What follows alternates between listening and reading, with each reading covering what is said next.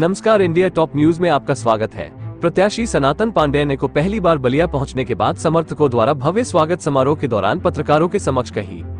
बलिया, इस बार 2024 लोकसभा चुनाव में जनता ने आशीर्वाद दिया तो सर्टिफिकेट कोई नहीं रोक पाएगा और मेरे साथ वर्ष 2019 की भांति ज्यादती हुई तो मतगणना स्थल के बाहर मेरी या जिलाधिकारी की लाश आएगी। मैं शपथ लेकर आया हूँ। ये बातें इंडिया गठबंधन के सपा प्रत्याशी सनातन पांडेय ने को पहली बार बलिया पहुंचने के बाद समर्थकों द्वारा स्वागत समारोह के दौरान पत्रकारों के समक्ष कही। कहा कि एनडीए गठबंधन के बीजेपी प्रत्याशी नीरज शेखर एवं उनके पिता स्व चंद्रशेखर समाजवादी थे। कहा कि मैं पिछली बार चुनाव जीत चुका था, चुनाव आयोग पर विश्वास किया था, हम आपके जीते हुए प्रत्याशी थे। भारतीय जनता पार्टी की सरकार थी जिसने प्रमाण पत्र बदलवाने का काम किया था, लेकिन इस बार संकल्प लेकर आया हूं कि 2024 में यदि जनता ने चुनाव जिताया तो यहाँ का प्रशासन या भाजपा का जो भी तंत्र होगा मेरे सर्टिफिकेट को नहीं रोक पाएगा।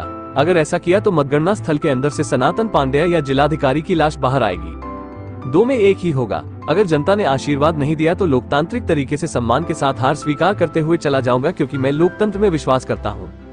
कहा कि पूर्व प्रधानमंत्री चंद्रशेखर जी समाजवादी थे, भारतीय जनता पार्टी के कभी भी नहीं रहे हैं। आपको याद होगा कि जब अटल बिहारी वाजपेयी का बहुमत साबित करने का सवाल था तो पूर्व प्रधानमंत्री चंद्रशेखर ने उस सरकार को गिराने का काम किया था।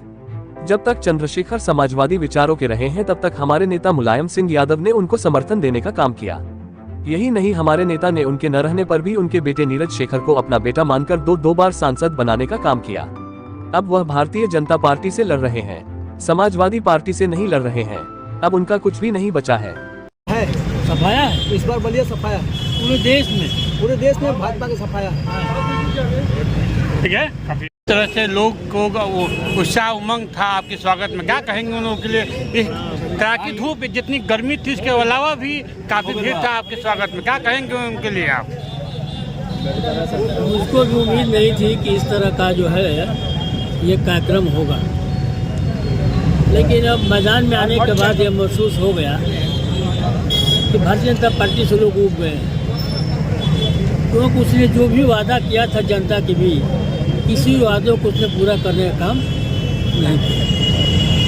बेरोजगारी के सवाल पर आए थे, बेरोजगारों को रोजगार नहीं दे पाए। किसानों का आय दुगनी करने के सवाल पर आए थे, किसानी के राज में आत्महत्या कर लिया। 2 चरण का जो चुनाव हुआ है, जो सर्वे आया है कांग्रेस के पक्ष में, क्या कहेंगे? आईटी 400 पार किनारा लगा रही है भारतीय जनता पार्टी। अब भारतीय जनता पार्टी हताशा में है। उसको 2 चरण के चुनाव से महसूस हो गया है कि हम सरकार में नहीं आ रहे। भारत में जो जनता बदलाव चाहती है। टका मोदी गारंटी फेल हो गई है क्या? देखिए, अगर दल की गारंटी होती समझा जाता, एक व्यक्ति की गारंटी पर कहाँ तक आप विश्वास करेंगे? भारतीय जनता पार्टी तो कोई गारंटी है नहीं, गारंटी तो मोदी की है। तो एक व्यक्ति जो है देश की गारंटी ले ले तो हमको बड़ा वो लगता है। हम पहले सुनते हैं भारतीय जनता पार्टी गारंटी बताते हैं, हम समाजवादी पार्टी गारंटी बताते हैं कि हम अगर गठबंधन में आते हैं तो हमारी सरकार बनती तो क्या करेंगे। हमारा एजेंडा तो सरकार बनाने पर है और उनका एजेंडा पूरा मोदी के नाम पर है। तो मोदी का तिलस्म टूट रहा है जी।